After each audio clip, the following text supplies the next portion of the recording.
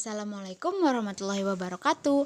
Kenalin teman-teman, aku Istika Nuhrilah Abdini Malika dengan NIM 12160.095. Pada kali ini aku akan menjelaskan mengenai uji eksak Fisher dan praktiknya menggunakan SPSS. Oke teman-teman, pertama-tama kita cari tahu dulu nih karakteristik data yang bisa diuji menggunakan uji eksak Fisher.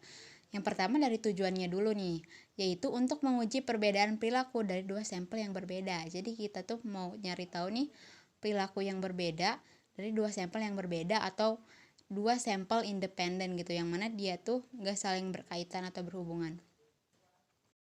Nah, di uji ini juga sampel yang digunakan tuh tergolong kecil. Kenapa? Karena apabila dua sampel itu dijumlahkan, nilainya nggak boleh lebih dari 25. Dan untuk skala ukurnya harus data yang menggunakan skala ukur nominal, tapi menurut Siegel juga itu bisa gitu digunakan untuk data yang berskala ukur ordinal, teman-teman. Nah, tadi setelah belajar tujuannya, terus sampel apa yang digunain, terus jumlah N-nya atau jumlah sampelnya, terus dari skala ukur, mari kita berpindah ke contoh soal, teman-teman. Nah, untuk contoh soalnya, disinyalir orang-orang dewasa di daerah perkotaan cenderung tidur di atas jam 12 malam. Sedangkan orang-orang dewasa yang tinggal di pedesaan terpencil cenderung tidur di bawah pukul 12 malam. Diberikan datanya sebagai berikut nih. Nah, kita tuh harus menguji menggunakan uji eksak Fisher. Yang mana kita tuh ingin cari tahu gitu, apakah terdapat perbedaan waktu tidur antara orang dewasa yang tinggal di kota atau orang dewasa yang tinggal di daerah pedesaan terpencil. Nah, untuk solusinya sendiri, kita ke hipotesis statistik, yang mana H0 tidak terdapat perbedaan waktu tidur antara orang dewasa yang tinggal di perkotaan dan orang dewasa yang tinggal di pedesaan, apabila p-value-nya tuh lebih dari alfa. Kemudian H1, yaitu terdapat perbedaan waktu tidur antara orang dewasa yang tinggal di perkotaan dan orang dewasa yang tinggal di pedesaan, dengan alfanya tuh 5% gitu, teman-teman. Oke teman-teman, kita masuk ke SPSS. Di variable view kita ketik kelompok, lalu jam tidur, kemudian frekuensi. Desimalnya kita nolkan terlebih dahulu.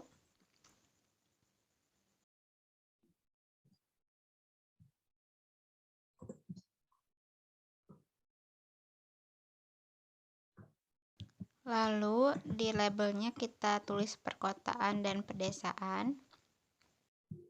Lalu di sini jam tidur di atas jam 12 malam dan di bawah jam 12 malam.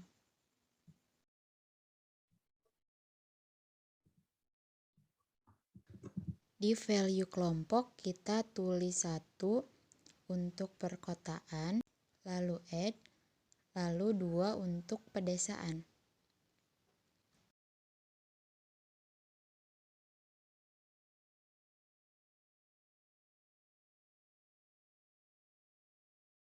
Di jam tidur kita tambah value-nya, yaitu 1 untuk di atas jam 12 malam,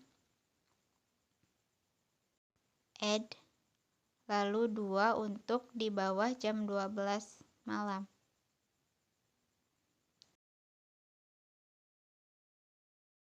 Oke. Skala ukurnya jangan lupa diganti ke nominal.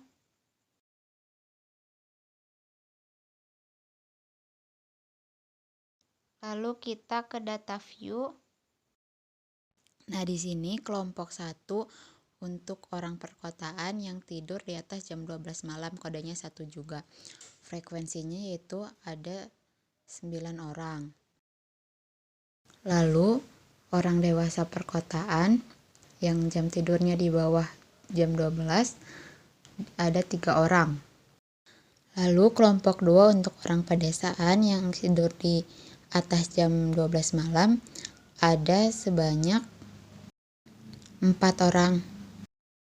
Dan orang pedesaan yang tidur di bawah jam 12 malam ada sebanyak 8 orang. Kemudian kita ke data, lalu ke weight guess yang paling bawah, dan kita pilih dulu yang weight guess by. Nah, terus masukin frekuensinya, lalu oke. Kemudian kita ke analyze, pilih descriptive statistic, lalu pilih cross tab. Nah, si pedesaan perkotaan ini ke row in, kemudian yang jam tidur ini ke column, terus kita pilih statistik, lalu pilih chi-square, lalu continue, lalu oke. Nah, jadi hasilnya tuh bakal kayak gini. Kita fokus ke chi-square test yang tabelnya tuh, terus kita lihat ke yang A, 0 cell, have expected countless than 5. Nah, lalu data yang ini kita lihat ke kriteria ujinya. Ini tuh tabel yang tadi ya. Nih, kriteria ujinya tuh terima H0 apabila p-value lebih dari alfa dan tolak dalam hal lainnya. Nah, dari tabel ini kita lihat yang Fisher exact test, yang mana kita lihat yang exact sig two side. Kenapa lihat yang two side? Karena kita menggunakan hipotesis dua arah gitu.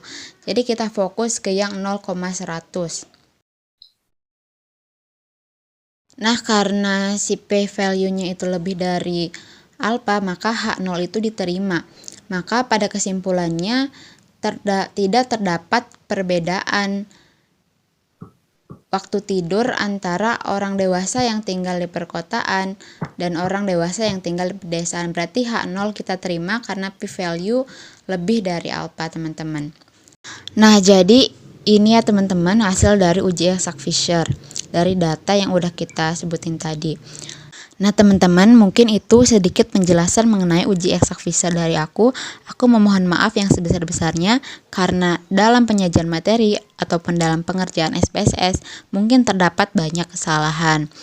Dan saya berterima kasih pada teman-teman yang sudah menonton. Semoga bermanfaat ya. Wassalamualaikum warahmatullahi wabarakatuh. Bye.